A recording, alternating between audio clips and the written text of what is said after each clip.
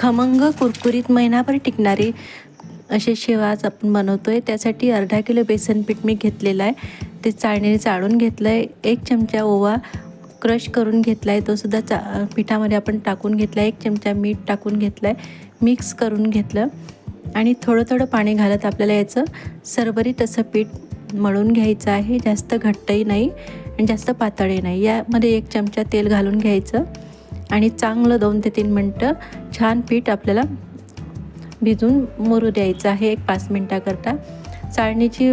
साच्याची जी चाळणी त्याला खरबळीत भाग आहे तो बाहेर घालायचा आणि सॉफ्ट भाग आतून, त्यामध्ये पीठ भरून आपण छान असं कडकडीत असं तेल तापू द्यायचं। मध्यम आचेवर दोन्ही बाजूने छान उलटसुलट करत शेव तळून घ्यायचे आहेत।